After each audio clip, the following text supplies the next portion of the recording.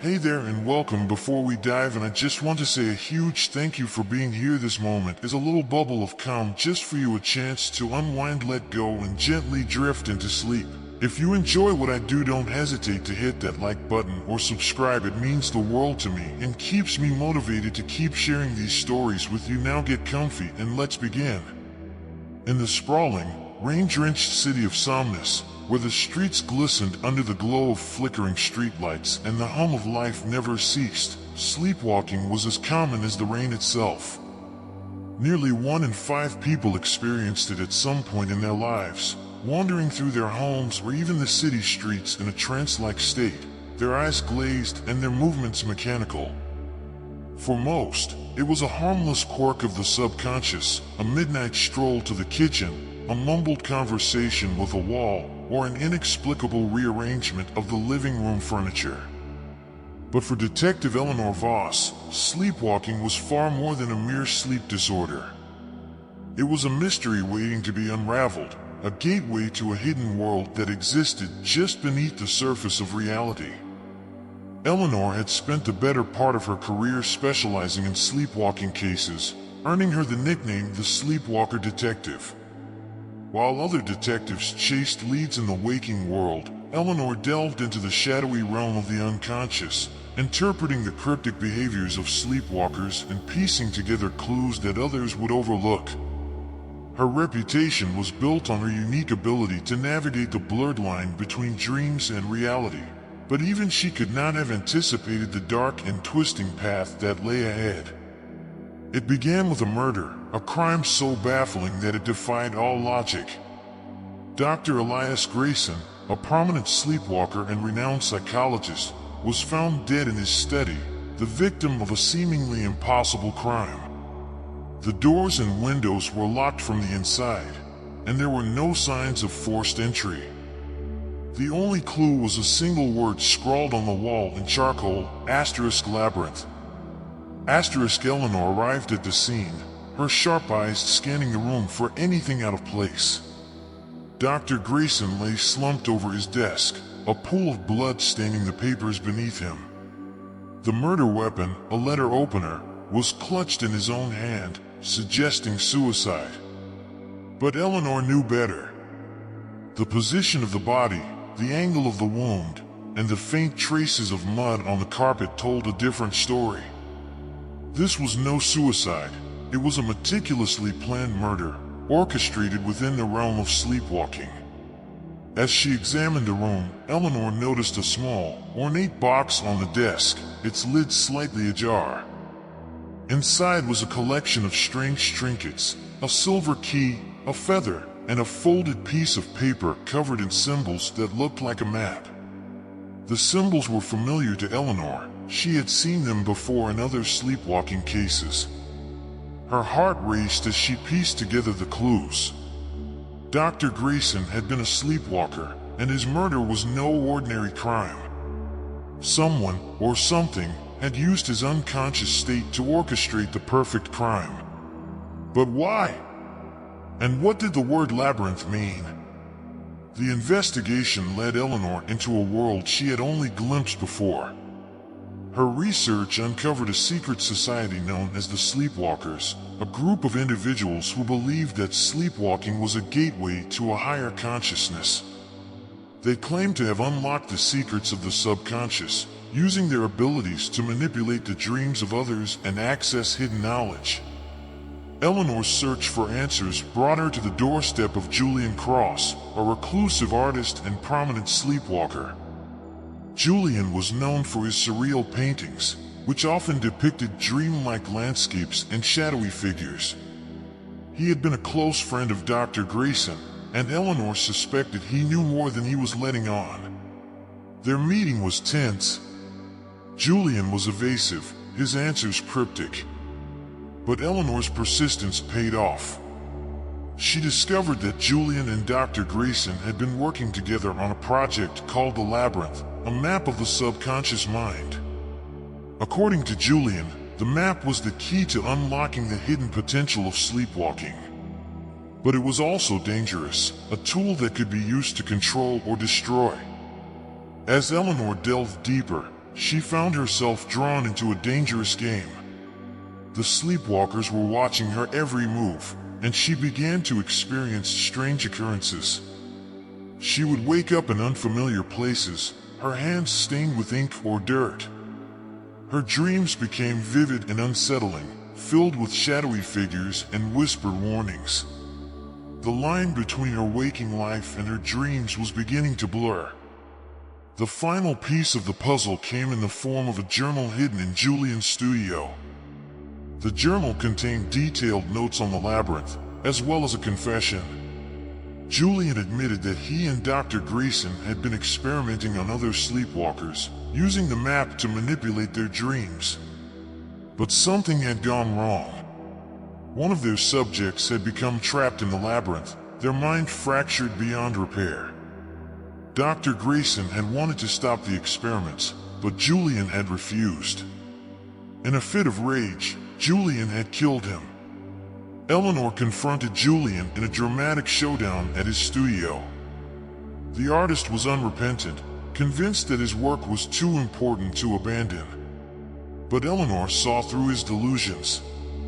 She revealed that Julian himself had been manipulated by the sleepwalkers, his mind twisted by their influence.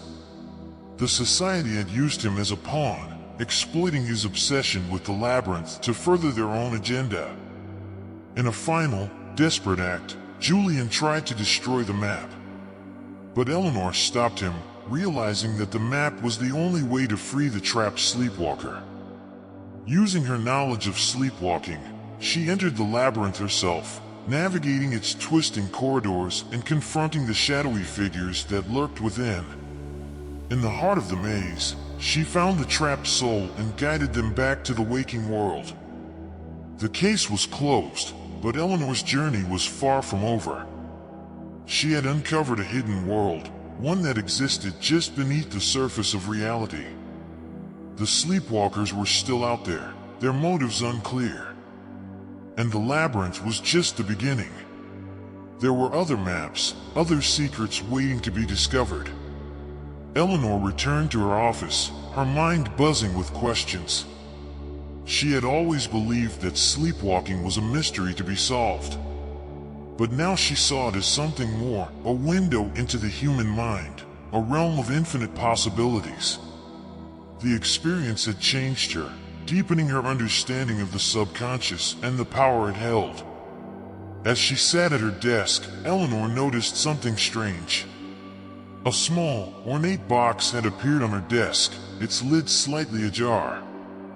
Inside was a silver key, a feather, and a folded piece of paper with a series of symbols that looked like a map.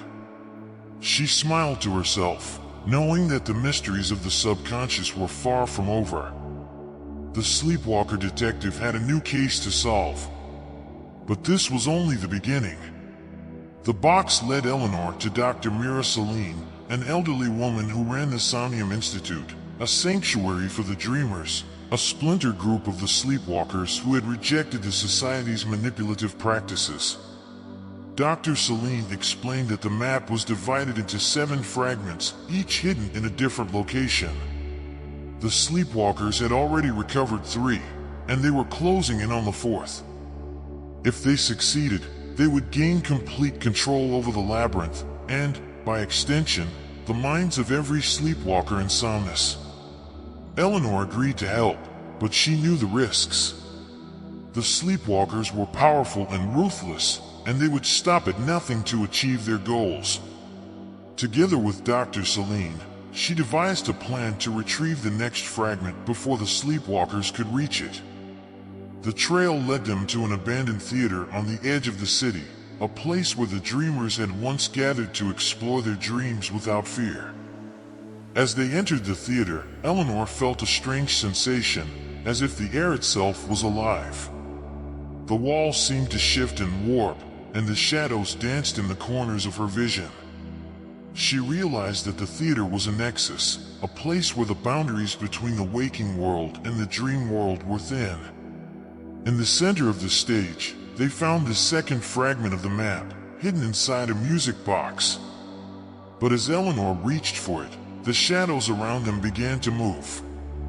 Figures emerged from the darkness, their eyes glowing with an eerie light.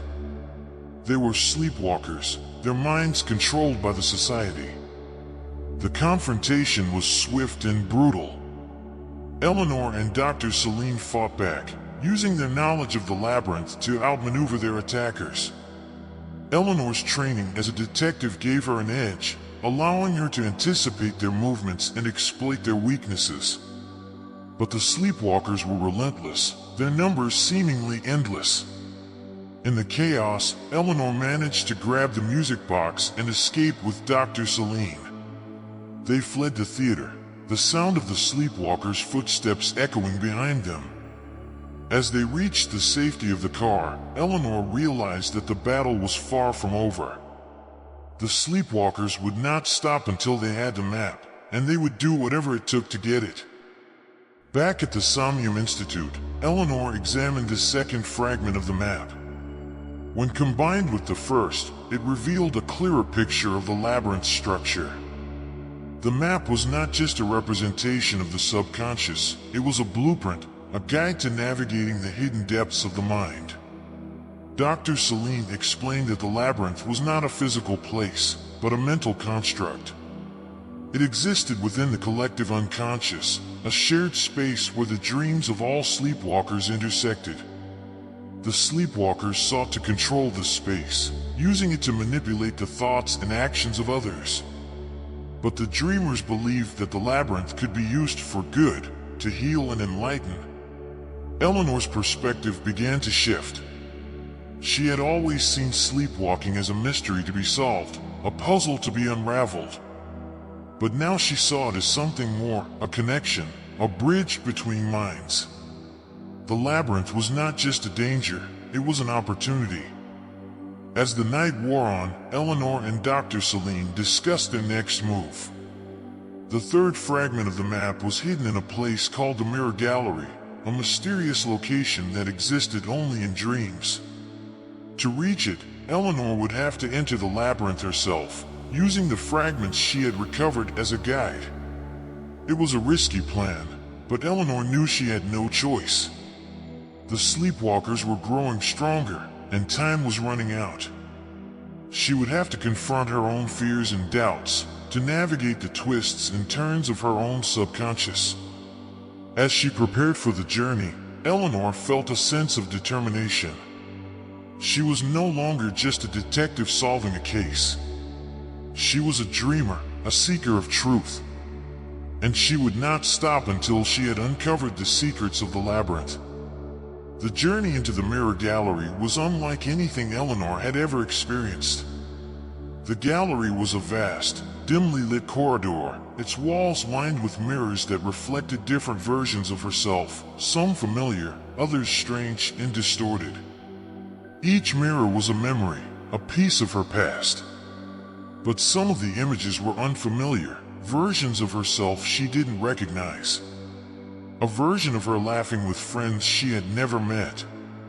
A version of her holding a baby, her face glowing with joy. "Who are you?" a voice whispered, echoing through the gallery. It was her own voice, but distorted, as if coming from far away. Eleanor ignored the voice and focused on the map. The third fragment was hidden somewhere in the gallery, but the mirrors made it difficult to navigate. Every turn led to another corridor, another set of reflections. She felt as though she was walking in circles. Then she saw it, a mirror that didn't reflect her. Instead, it showed a dark, twisting path, lined with thorny vines.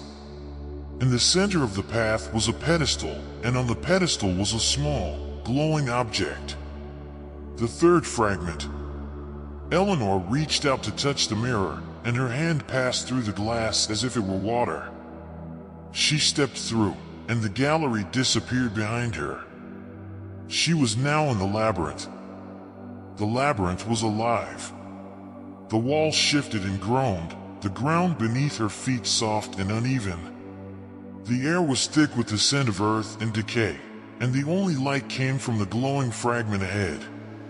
But as she approached it, the labyrinth began to fight back. The thorny vines reached for her, their sharp edges slicing through her clothes and skin. Shadows moved in the corners of her vision, whispering her name. She felt a growing sense of dread, as if the labyrinth was feeding on her fears. "You don't belong here," a voice hissed. It was Julian Cross, his face twisted with anger. "This is my domain." Eleanor froze. Julian was dead. She had seen his body. But here, in the labyrinth, he was very much alive. He lunged at her, his hands clawing at her throat. She fought back, using the map as a weapon. The symbols on the paper glowed brightly, and Julian recoiled, his form dissolving into smoke. "This isn't real," Eleanor whispered to herself. "It's just a dream." She repeated the words like a mantra, pushing through the labyrinth's illusions. The vines retreated, the shadows faded, and the path ahead became clear. She reached the pedestal and grabbed the third fragment. As soon as she touched it, the labyrinth began to collapse around her. Eleanor woke with a start, her heart pounding. She was back in the Somnium Institute, the third fragment clutched in her hand. Dr. Celine was by her side, her face filled with relief. "You did it," Dr. Celine said. "You found the third fragment." Eleanor nodded, though she felt drained. The journey had taken more out of her than she had expected. But there was no time to rest. The sleepwalkers were still out there, and they were getting closer. As she examined the third fragment, she noticed something strange. The symbols on the map were shifting, rearranging themselves into a new pattern. It was as if the map was alive, responding to her presence. "What does it mean?" Eleanor asked. Dr. Celine studied the map, her brow furrowed. "It's a warning," she said. "The labyrinth is changing. The sleepwalkers are trying to rewrite it, to make it their own. If they succeed, they'll have complete control over the subconscious." Before they could discuss the next move, the door to the Institute burst open. A group of sleepwalkers stormed in, their eyes glowing with an unnatural light. At their head was a man Eleanor recognized, Victor Hale, a prominent businessman and known sleepwalker. But there was something different about him. His movements were jerky, his expression blank. He was no longer in control of his own mind. "Give us the map," Victor said, his voice cold and mechanical. Eleanor and Dr. Celine stood their ground, but they were outnumbered. The sleepwalkers advanced, their intentions clear. They would stop at nothing to get the fragments. In a desperate move, Eleanor grabbed the map and ran. She didn't know where she was going, but she knew she had to protect the fragments at all costs. The sleepwalkers chased her through the streets of Somnus, their footsteps echoing behind her. Eleanor found refuge in an old, abandoned church. She barricaded the door and collapsed onto the floor, her breath coming in ragged gasps. She was alone, but she had the map. And she had a plan. Using the fragments she had recovered, she began to piece together the labyrinth structure. The map was more than just a guide, it was a key. If she could unlock its secrets, she could turn the labyrinth against the sleepwalkers. But she couldn't do it alone. She needed allies, people who understood the labyrinth and its dangers. As she sat in the dim light of the church, she made a decision. She would reach out to the remaining dreamers, to those who had survived the sleepwalkers' purge. Together, they would fight back. The first to respond was Elias Crane, a former architect who had used his knowledge of design to create dreamscapes within the labyrinth. He arrived at the church in the dead of night, his eyes sharp and alert. He carried a satchel filled with strange tools, compasses that pointed to emotions, rulers that measured the depth of dreams, and a notebook filled with sketches of impossible structures.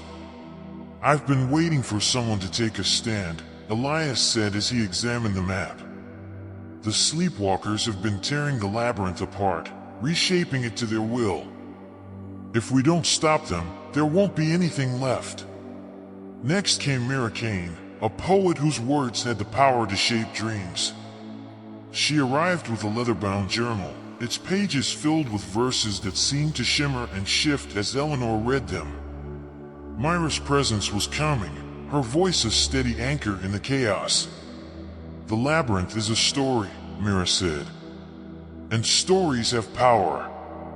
If we can rewrite the narrative, we can take back control."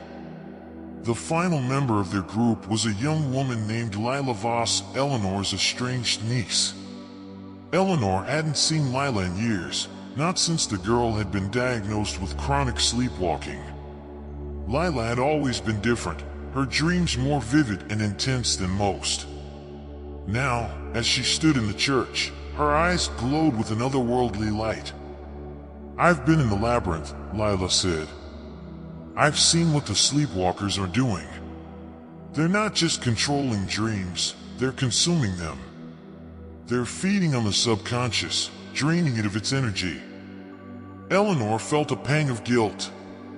She had been so focused on her work that she had neglected her family. But now, with Lila by her side, she felt a renewed sense of purpose. Together, they would fight back. The map revealed that the fourth fragment was hidden in a place called the Clock Tower of Eternity, a dream construct that existed outside of time. According to Elias, the Clock Tower was a place of great power, where the past, present, and future converged. But it was also heavily guarded by the sleepwalkers, who had turned it into a stronghold. The group prepared for the journey, each member contributing their unique skills.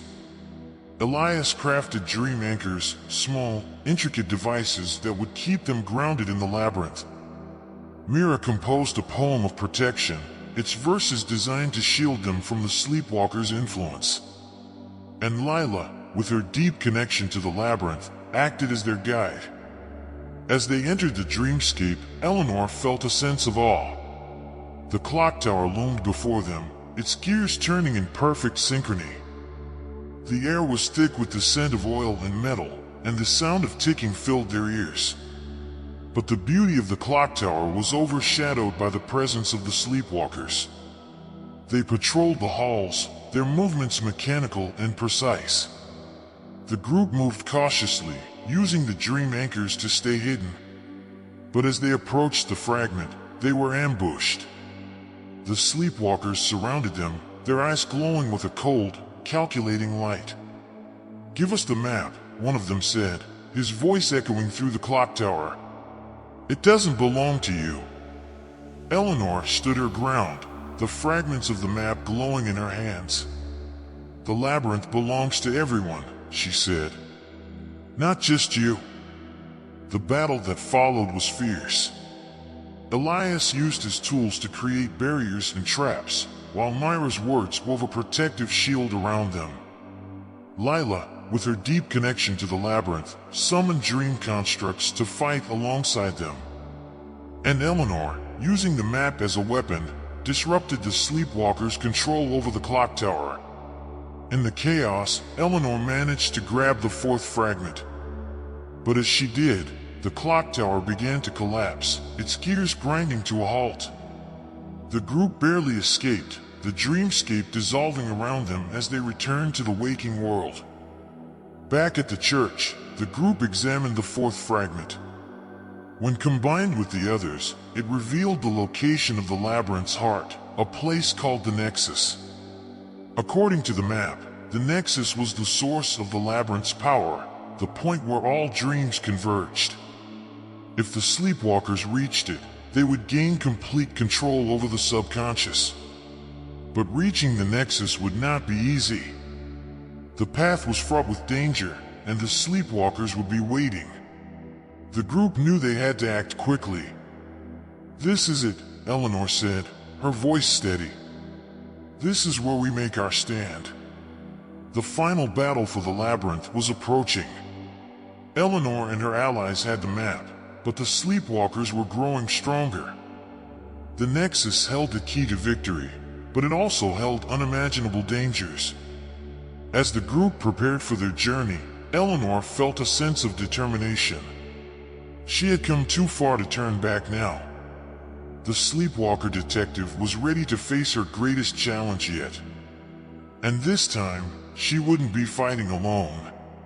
And that's the end of the story. I hope it brought you a little calm and sweetness tonight. If you're still awake, don't forget to like the video or subscribe if you haven't already. It helps me so much to keep